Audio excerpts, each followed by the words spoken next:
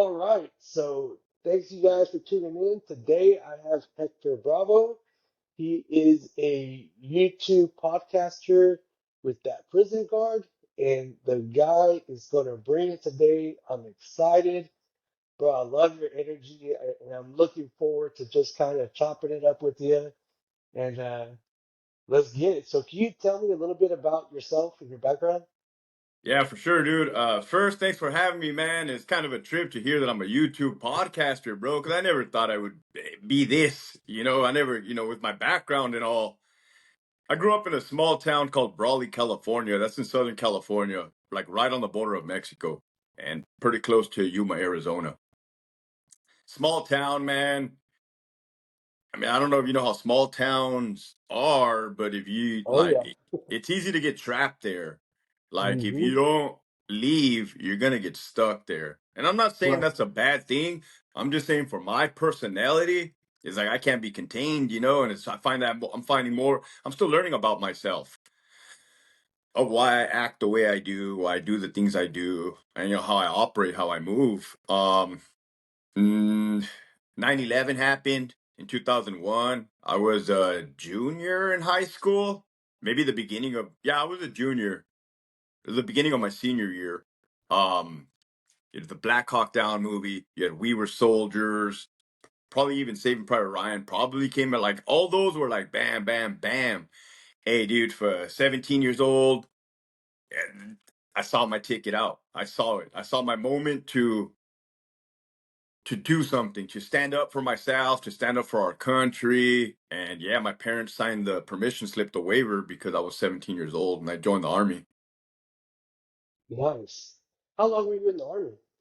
3 years, that was my contract, 3 years. And I'm very grateful that I did three because all my buddies that enlisted for four, they got stop lost for Oh, a shit. 18th month deployment, second deployment to Baghdad this time. And Yeah. I wasn't trying to get stop lost or nothing like that. Nice. Yeah, I was 25 in 2003, and I was actually working at the police department before that. So I was at the department for 3 years. I was the youngest police officer there. I was 21 in 2000.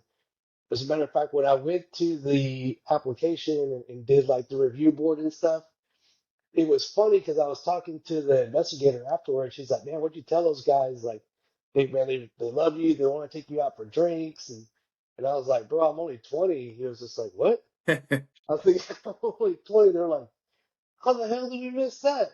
I actually had to wait 5 months before I could even get hired Right. to go to the academy. Yeah. So that was a trip. But yeah, after 2001, I started thinking like, man, I need to do something different.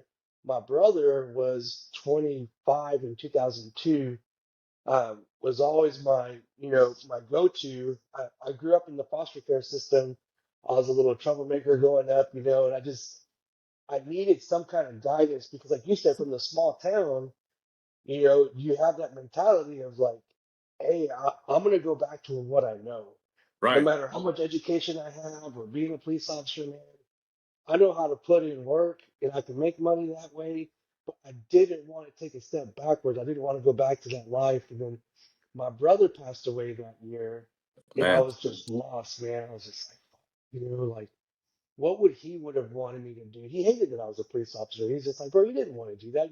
I really wanted to join the army, but I was just like, I was in college. I got stupid over a girl. I got into a fight. I lost my scholarship, and I was like, fuck, what do I do? So I became a police officer.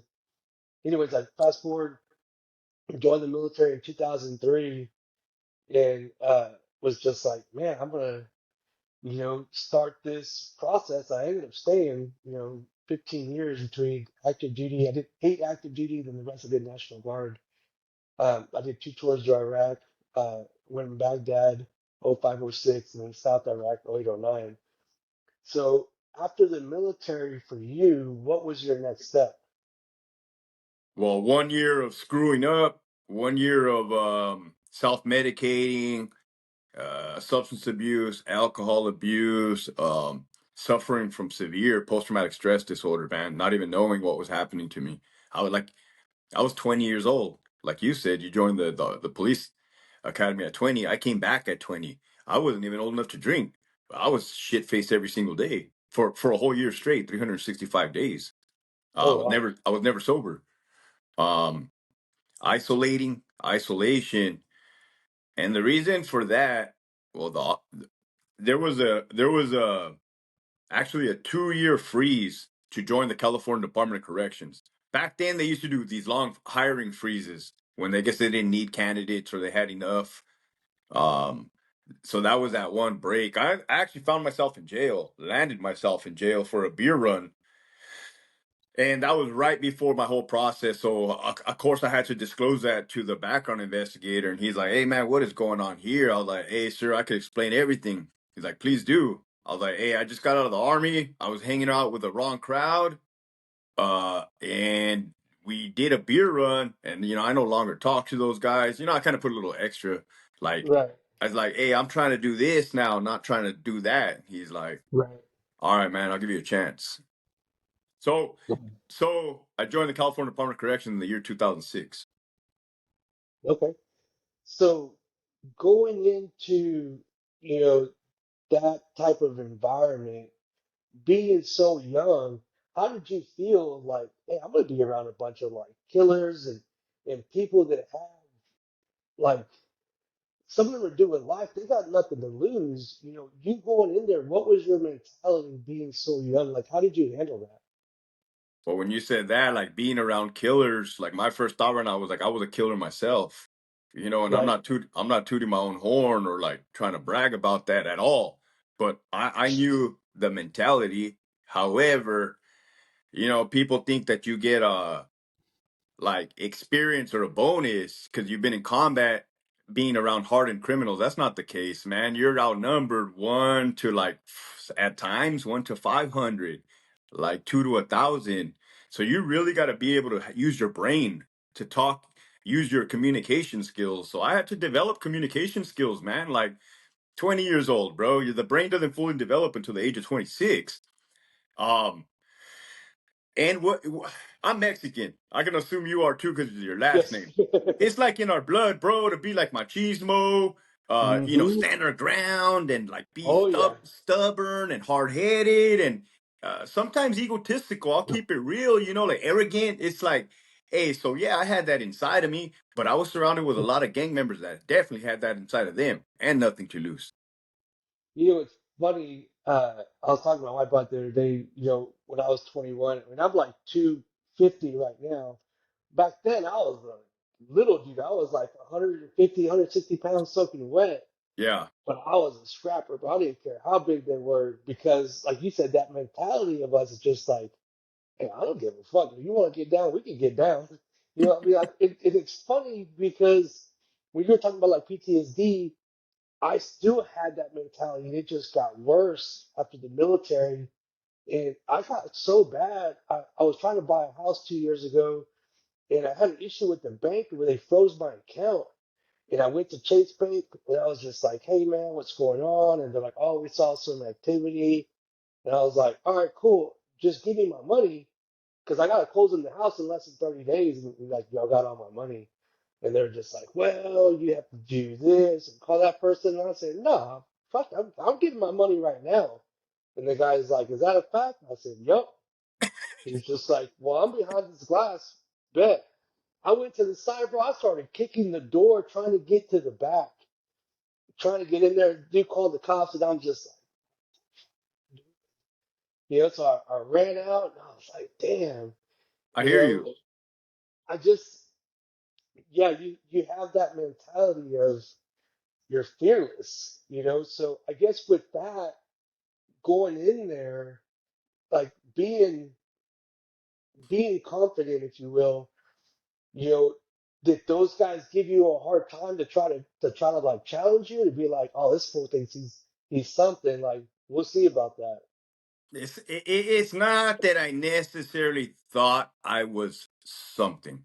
It's more so like, hey man, I'm in there. I'm not in there to be your buddy, right? There's a set of rules, right? And I wasn't a square guy by the policy, by the rules. You know what I mean? Like Right. like cracking down on every little infraction that an inmate is doing. That wasn't my style. But hey, man, at the end of the day, in the beginning of the day, we do have a job to do, right? And Right. I'll tell you what, man.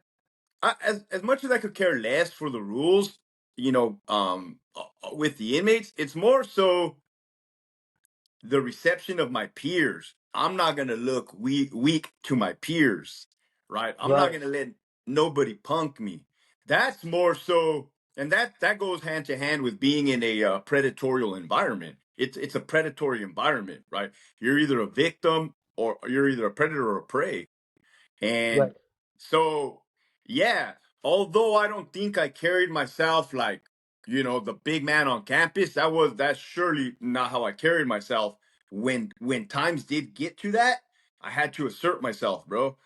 There's a lot of sketchy situations, a lot of sketchy situations, a lot of tests.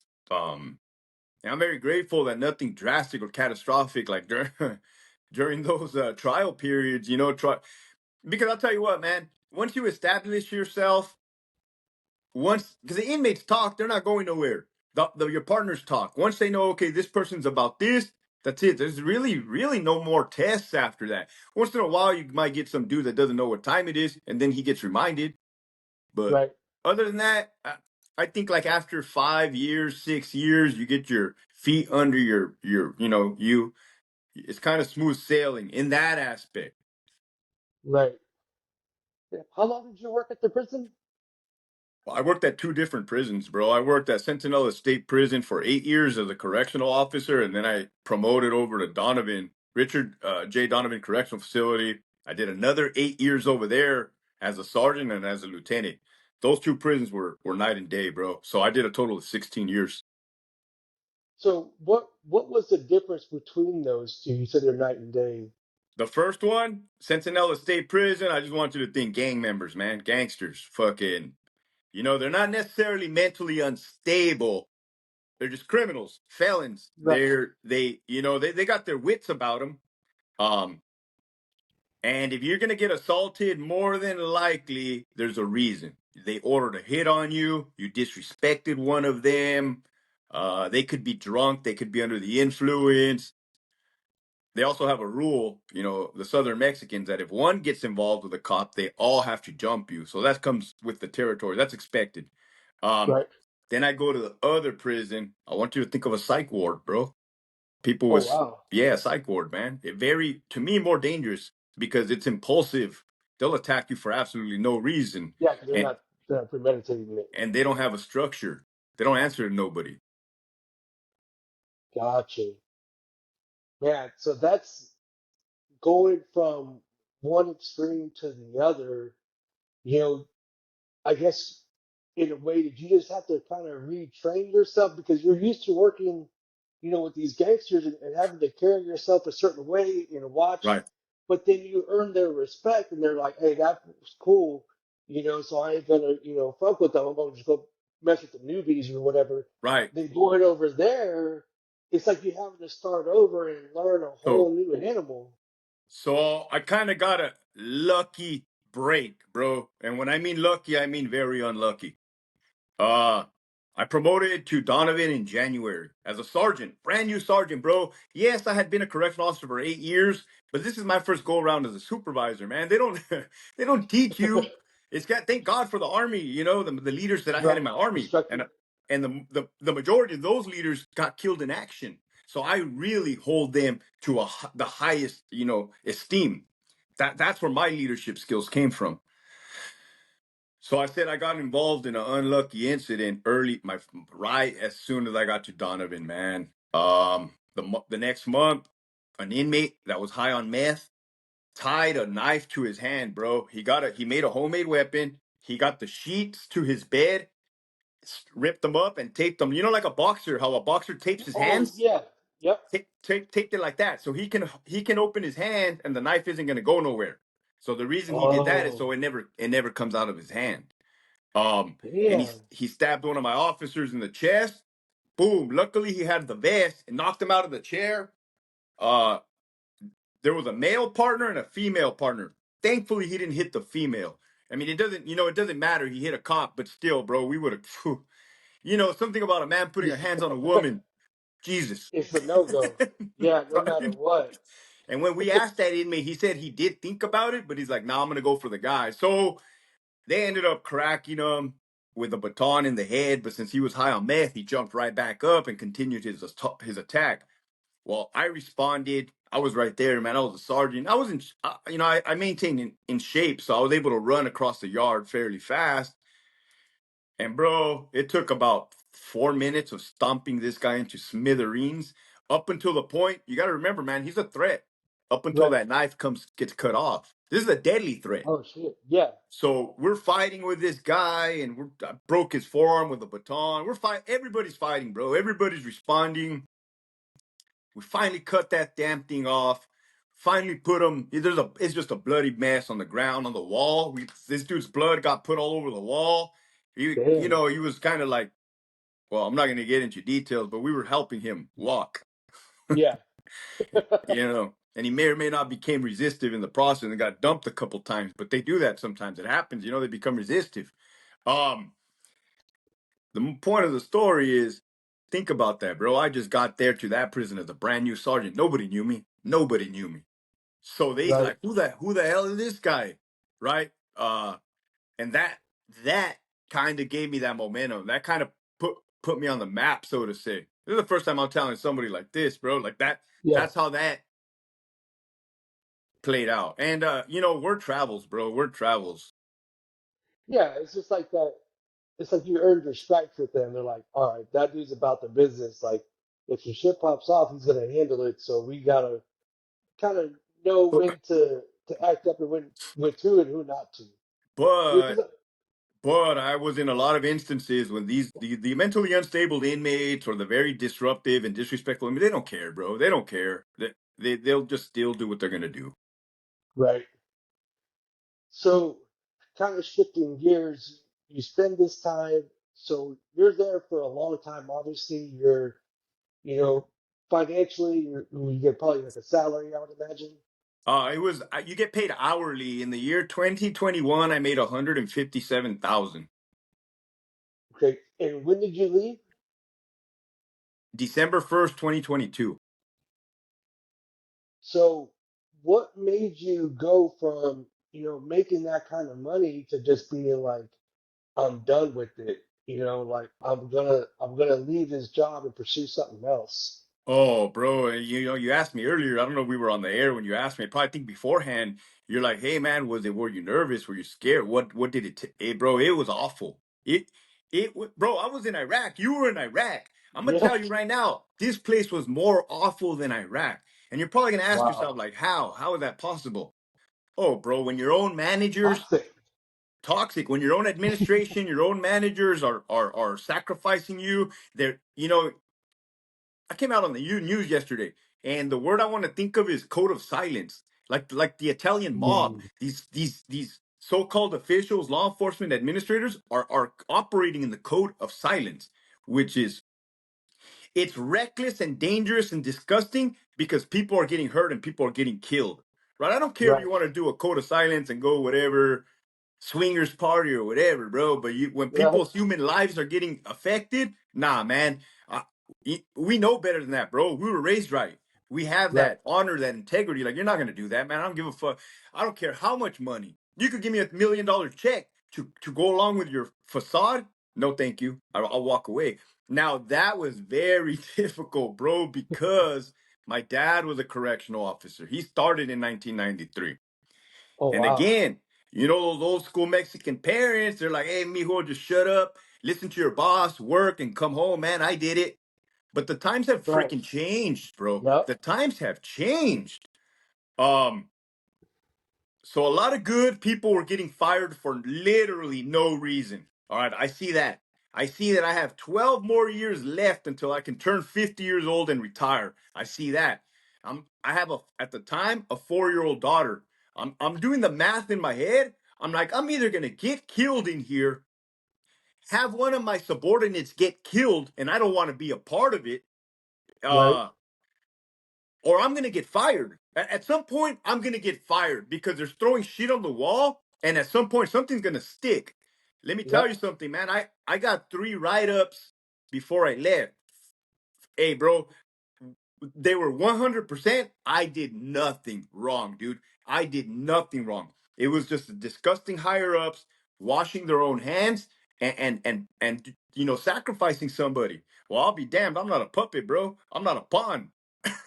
Right? So so the breaking point was, I mentioned to my dad.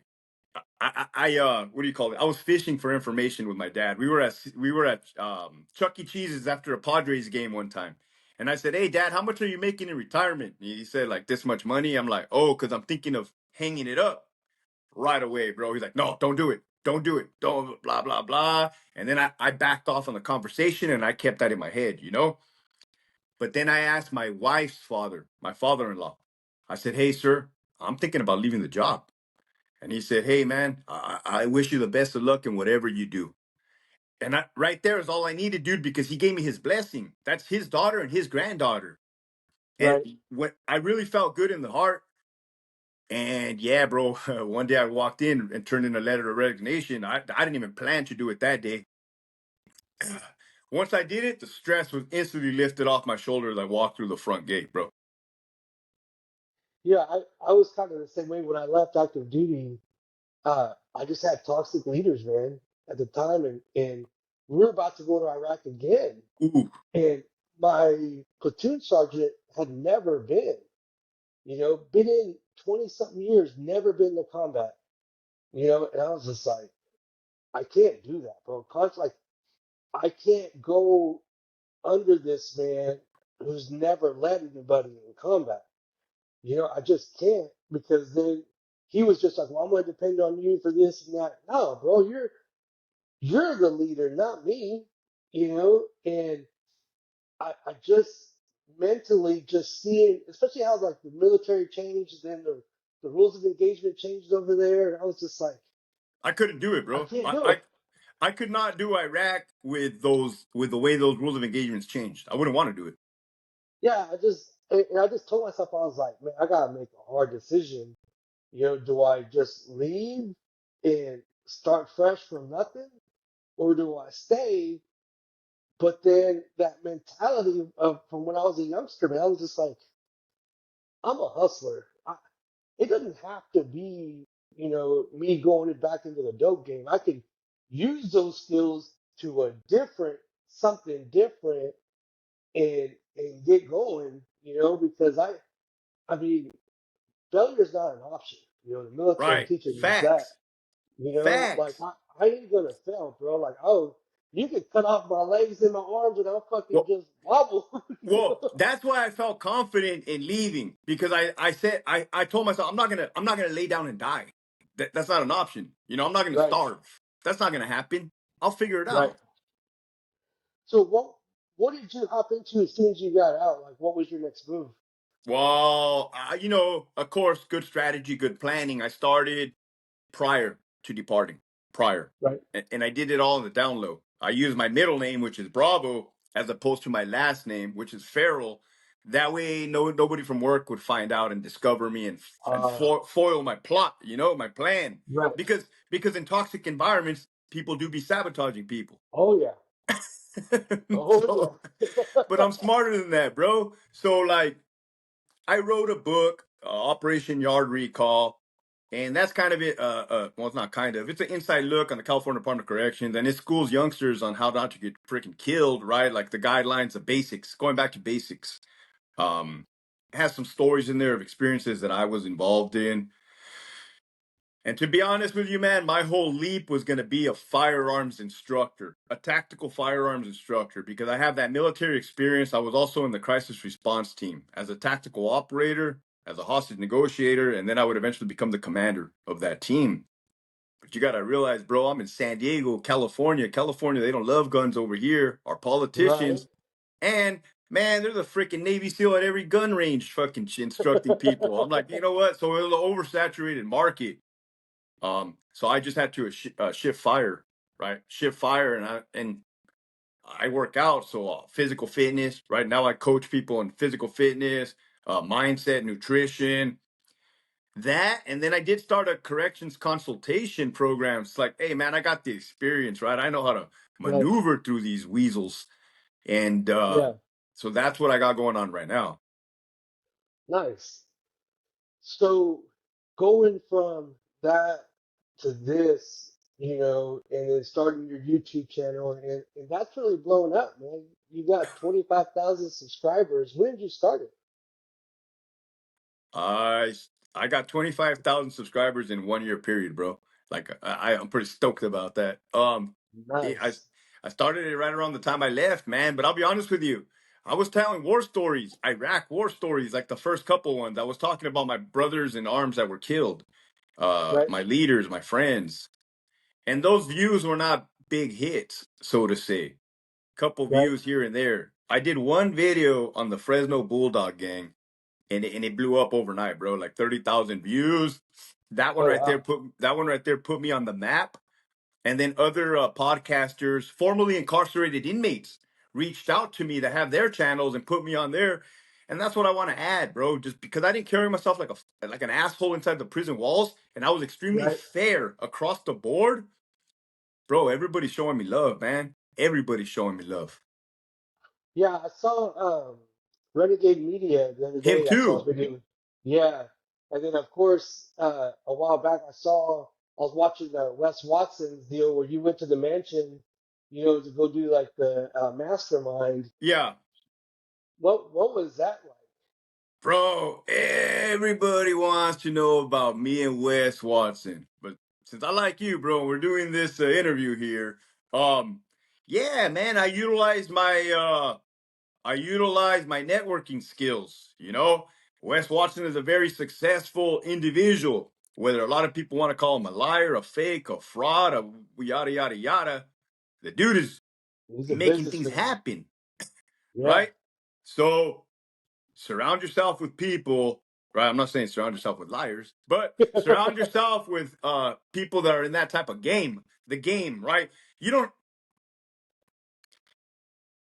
I adopted the business, the mindset, mentality, right? But everybody's their own person, man. um Everybody brings their own flavor to the table. Like everything is different, a little tweaks here and there, and hey man, have at it. Improvise, overcome, and adapt, the way they Right. teach us. Yep. So that's what So that whole thing was about, bro. Like, um, yeah, I talked to that dude. But I know that dude has a lot of haters, bro. Everybody just, yeah. airs out their they let it be known. But let me tell you something, man. As a human and as a person, as a man, I don't carry myself like that. I don't go around bad mouthing people, or shitting on their whatever they got going on. Now, the only reason why I'm speaking about CDCR administrators is because they're literally trying to or getting people killed. You know, Wes Watson ain't getting nobody killed, man. Right. Right? So like, it's like an ethics level to me. Like to me, there's levels to this shit. Right. Yeah, absolutely. Yeah, I brought that up just because I thought it was so cool. Like I seen you there and he was just like, yeah, I'm an ex-con and I got, a former prisoner guard coming and that's when I found out about you. I was just like, hold up, you That know? was day one, bro. Oh really? Yeah, well, I left December 1st, 2022 from the job. I went to Wes Watson's mansion on December 31st, New Year's Eve. We spent the night New Year's Eve. It was a 3-day event. Not yeah, 'cause I saw that and then I was just like, damn, that is cool. Like Then I got my hand blasted, bro. I had always wanted to get a hand tattoo, but I never yeah. did because I was always wearing a uniform. I didn't want to, in Oh, my head look unprofessional. I wanted to carry that demeanor. And right, I let loose, bro. I evolved. I evolved as a man, bro. I'm still evolving. Like I was like a caged lion for what, 20 years. I include the time I did in the army with the time I did in corrections because right, that's me being a Joe following orders. right.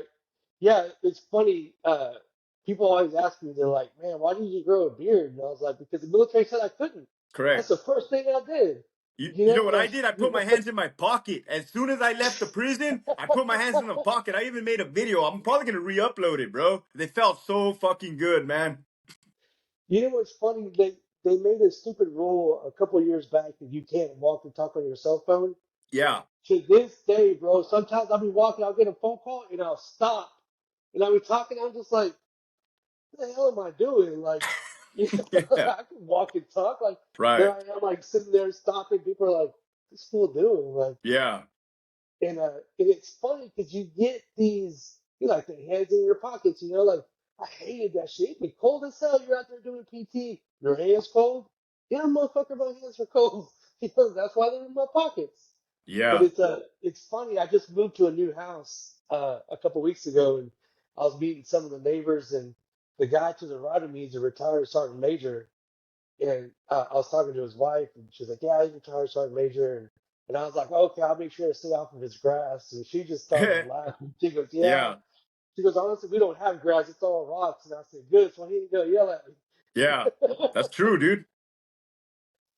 Man, that's awesome. So for folks that are in a situation, they're working a 9 to 5, you know, and they're at that cusp of like, I want to take that leap of faith. I want to, you know, either create my business or take my side hustle full time. You know, what advice could you give them to let them say like it's gonna suck and it's gonna be scary, but what could you say on top of that? You know, initially when I first left, I wanted, I was trying to save everybody. Hey, man, follow me. I can show you how to leave your 9 to 5, become an entrepreneur, become your own boss. But I've realized that is not for everybody. That life is Hmm. not for everybody, man.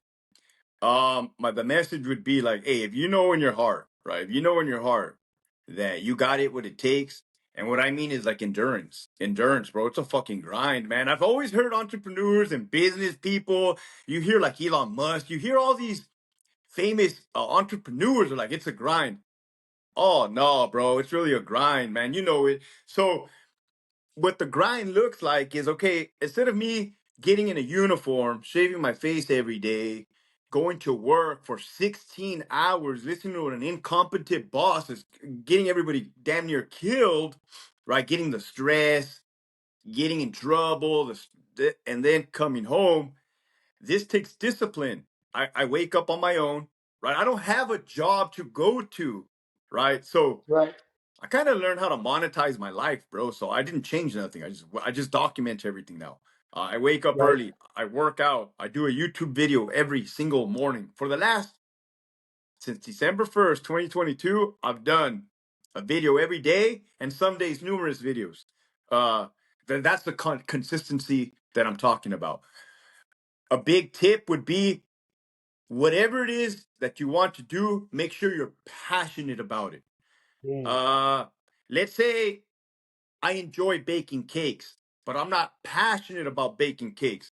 Well, I'm not gonna have that fucking passion that can sustain the lows, the highs, the long nights, the long days. I'm passionate about corrections, bro. Like I'm pretty sure you can feel that. oh I'm yeah, I'm passionate about helping other people, and it's even to the point where, hey man, even if you're an inmate or you were an inmate and you're suffering with substance abuse and PTSD, like I'm gonna show you a way. It gets better. You just gotta ask for help, right? So right. I'm able to speak to everyone that needs help. So that, yeah, I don't advise people just tell their boss to F off. I'll see you never, because then you're Right, gonna come home and who the hell's gonna pay the bills? right. Yeah, So, for real. hey, bro, the bills never stop, man. And I find it, I'll pat myself on the back. My self esteem is pretty high right now. But think about it, bro. I had a brand new car, a 4-year old daughter, and I live in an expensive house, and I was able to sustain and maintain that through quitting my job. Like that in itself, right? It took about 6, 7 months for me to make my income equivalent, right? And it's not about money. It's definitely not about money, bro. For it's right now, it's about just living the life that I want to live. I walk my daughter to school every single morning. As a matter of fact, remember I text you. I said this is the Yeah. time every day, bro. Since December 1st, I walk her to school. I pick her up. I'm gonna be her t-ball coach. Like, dude, this is what I want, bro. This is what I wanted. I couldn't. I'm blessed, bro. You know what's funny is I have a Facebook group, and I did a live this morning, and I talked about that. Being successful is when I stop focusing on the money. I wasn't like, well, I need to make this much, I need this much. I need to help this many people. Correct. You know, if I can start helping people, then that's when it's gonna come. You know, I was just like, man, I need to make, so much money, or I have to have 100 clients. When I stopped thinking, okay, I need to get 100 clients and just start helping people, next thing you know, I look at my list and I was well over 100. I couldn't even tell you when I hit 100 because it wasn't important to me. Because people feel the authenticity. People, it's like a used car salesman, man. People can smell those type of people a mile away. But because you're right, to me, it's weird. Let me explain it to everybody. There's times, well, often, I'm taking calls behind the scenes. I'm on long phone calls, helping people, not charging them, absolutely free of cost, giving them my time, giving them my hope and experience. And next thing you know, man, I'll get all kinds of business offers. Boom, boom, boom, boom, Yep. boom. And I'm like, holy shit, that's the way it works, man. It's like God sees it. It's like the laws of power, bro. Like, you know what I mean? You do good and It, you know, good comes to you. I helped somebody out the other day with something. I forgot what it was, but they were so appreciative. They're like, bro, I gotta pay you. Like, I know I would have spent a lot of money on this. And I said, tell you what, man, just pay it forward.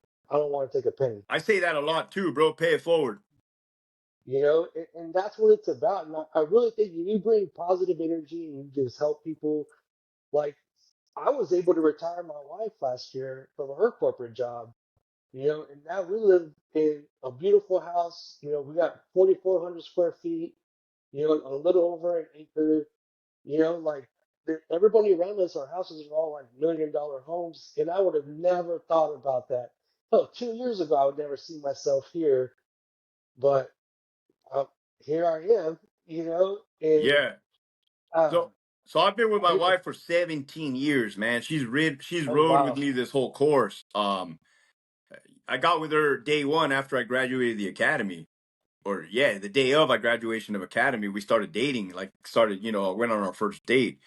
And for the last 17 years, bro, I've always heard from her. I want to go back to school. I want to go back to school. I want to get my degree. And just up recently, she's able to use my GI Bill and she's enrolled back into school. And I'm like, this is great, Nice. man. This is perfect. I'm a stay at home dad, Yeah. daughter's in school, wife's in school. Everything's on the up and up, man. Yeah. And one last thing I really wanted to touch on this. I was watching one of your videos earlier today, and it talked about asking for help, you know, and man, it hit me hard, especially coming, from a fellow veteran. I knew I needed help bad, but that machismo that, well, hey man, I'm a combat vet. Like, I don't, fuck, bro, you break my leg and I'm still gonna fight. I'm always gonna fight. You ain't gonna get me to stop. But it's okay to ask for help. Like, you know, it, Mandatory. I saw your video earlier and I saw that and I was just like, man, he gets it.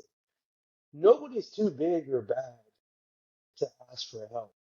If you really need it, that's being a man, is being able to say, hey, you know what? I need help, and I need to get it. I just wanted to say, man, I really appreciate that. Like when I saw that earlier, I was just like, fucking guy's genuine, man. Thanks, dude. That's the truth. Well, all right, we are close to the end. Any last thoughts or anything you want to give a shout out? Yeah, we'll end it the way you just ended it right now, man. Asking for help 13 years ago is where this entire journey began, right? The Hector Bravo you're looking at right now was not the Hector Bravo that went crawling, crying into the VA emergency room asking for help, man. It's Yeah, one day at a time. right. Absolutely. Well, brother, I appreciate it. Um, After I get done with the video, I'm gonna post a link to your YouTube channel. I mean, definitely go watch this guy, like and subscribe. His energy is 1,000% all the time. You want to watch somebody raw, Somebody who just don't give a shit that's gonna tell it how it is. It's this man's channel, and I appreciate you, man. Thank you, brother. Likewise, man. Peace.